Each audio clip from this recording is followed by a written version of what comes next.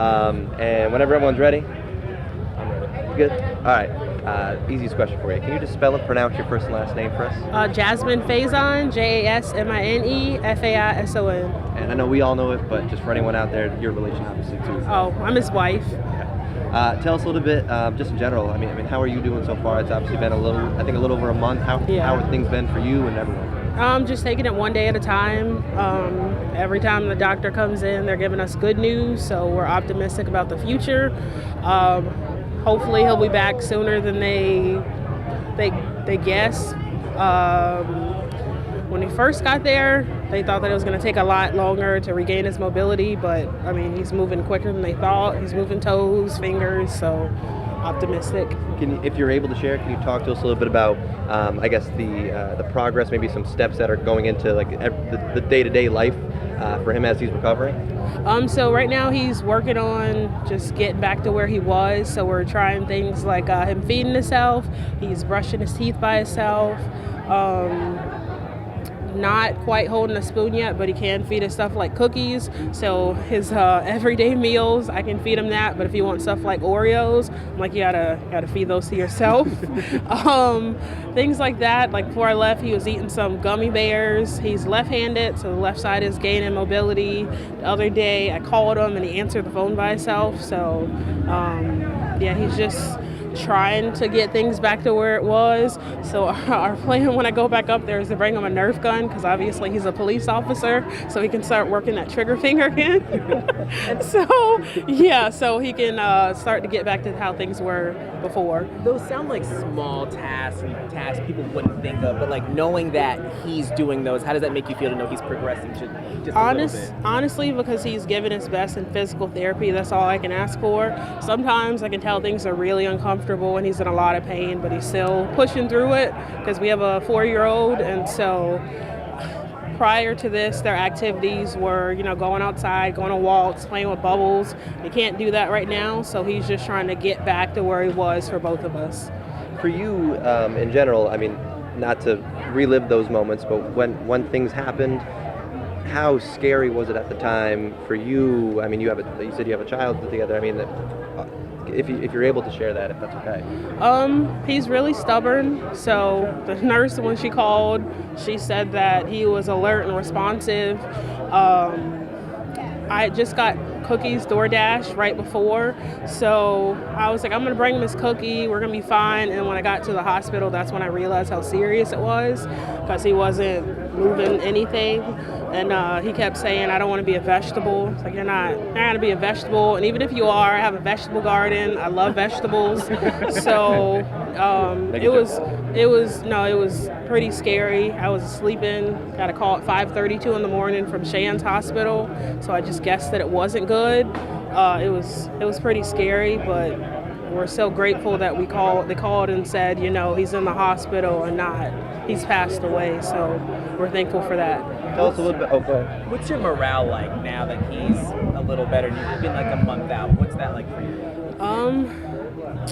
It's just to take things day to day. Sometimes, things are not exactly how we'd like it to be. Sometimes he gets a little frustrated because, 2 months ago, he was doing everything himself. He could wash his face, he could get up and go to the restroom. Now he can't do those things, so we're just taking the small victories when they come. Yeah. Has there been any sort of Has there been any sort of indication when he'll be able to be released from the hospital or anything like that? Not as of yet. They're happy with the progress that he is making, so they don't want to give him a discharge date, and there's still more things they could do to help his mobility. So at this point, there's not a discharge date. And where is he specifically right now? Are you able to say that? I mean, I could, but I'm sure that a lot of people already know. And also, we don't want to be bombarded with visitors. So I understand. How about this event in general? Can you tell us about? Just everything today. We got a lot going on. What's it like to see so many people out here, obviously, for him? I didn't expect it. I didn't expect this many people, but I'm thankful that all these people did show out to support him. And I'm really thankful for JSO and all the support they've given us thus far. What do you think it means, the fact that so many people have shown up in support for you and the family? that he's a good guy. I mean, I know he's nice to me because I married him, but I just didn't realize how many people he's affected, how many people he's friends with, just things of that nature. I still have not caught up on all the messages on my phone. I think I have about 52 that I haven't answered right now. And then his phone, his texts, his Facebook messages, his Snapchat messages. Maybe if I had a couple more sets of hands, then I could respond to people.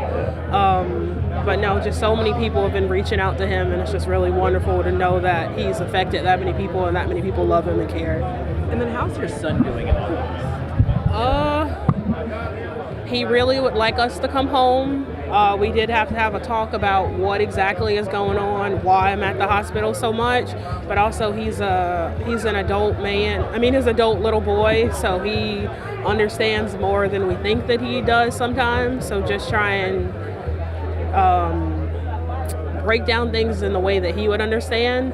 He would like us to come home, but my mom brings him to visit every day, and they'll usually read a book or eat some snacks together or something of that nature. So he sees them just about every day. For you as the wife of an officer, as a wife of an officer, I mean, they're putting their lives on the line every single day.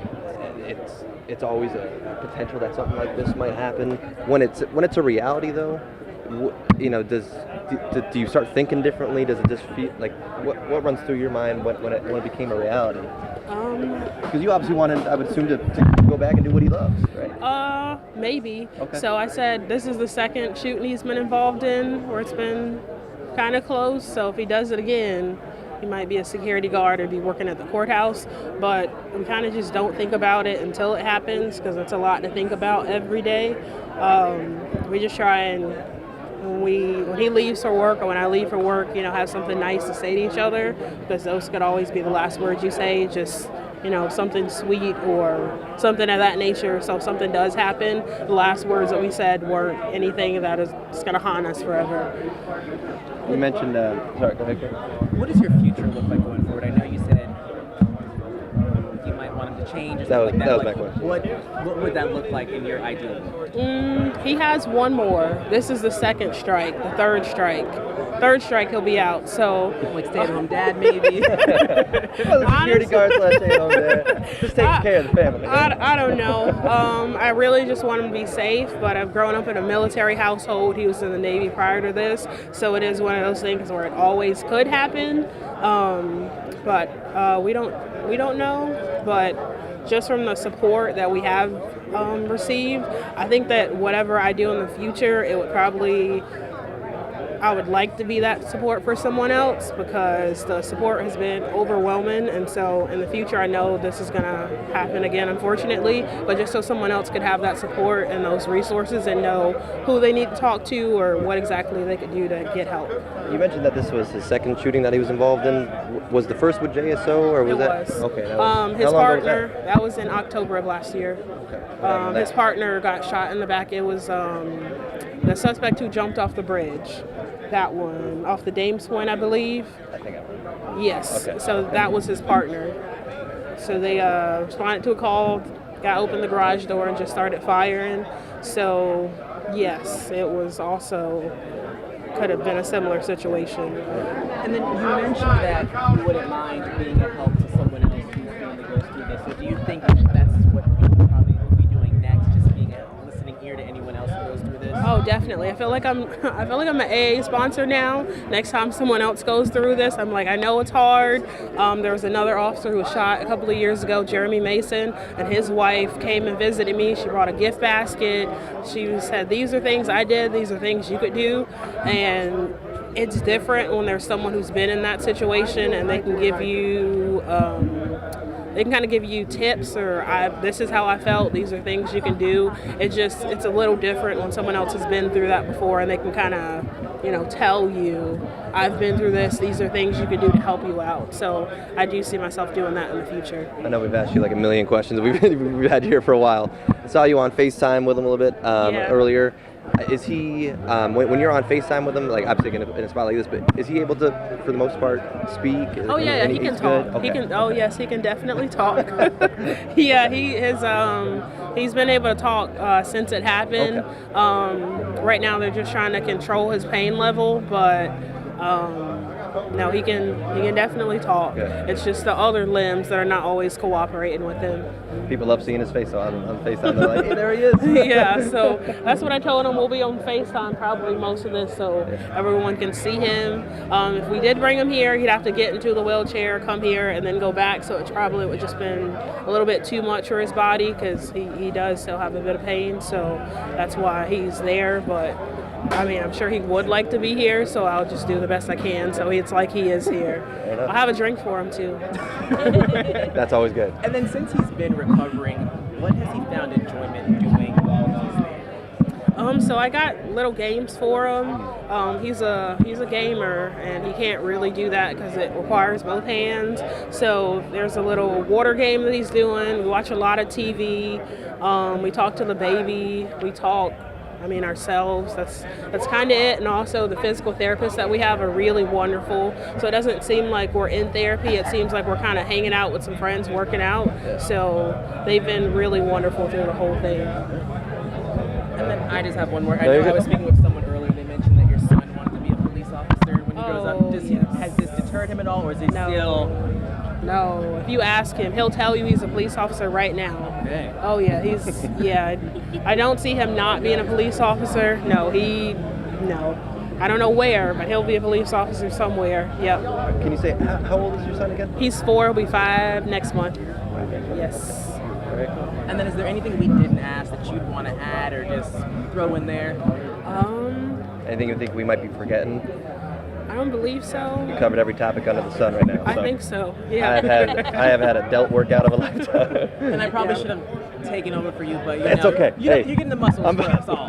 But anything else that you think that we're missing, or anything that you'd like to share? Anything else? Just how grateful we are that everyone has done so much. They've spent so much time, energy, money, thoughts and prayers. Some people, they send him messages every day, not even wanting a response. Just, hey, I'm thinking about you, praying about you.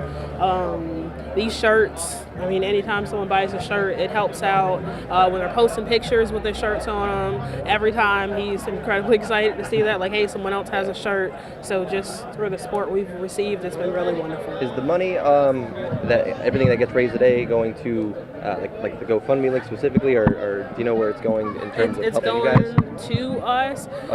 To you guys in general. Okay. Yeah, so right now we're just trying to get ahead on our bills, so we don't have to worry about paying bills. We can just worry about what's going on in front of us at that moment. So that's basically what it is. And then also, because of the school my son is going to now, it's a little bit more expensive than daycare. And also he's going to be starting school in the upcoming year, so the tuition for that. Are you comfortable sharing your son's name? It's okay if not. It's Malachi. If he sees this, he's going to be super excited. Can you spell that for us? Malachi and Daricaud. Yes. Thank you. When he saw his picture, he was so excited, and that was the first thing he told my husband. He said, "I saw us on the news together." Yes. We did it. Probably would have loved to be here to be like, I was on the news, Daddy. He might be. He might be here. Yeah, he might be a little bit later. If he is, we might stop back by if y'all are still here. All right, I appreciate your time. I you. think we're all Thank good. you for speaking with us. Thank you very much. Pleasure to meet you. Glad that you guys are doing okay. Thank you. And then I know you mentioned pictures. Do you have a picture of Malachi with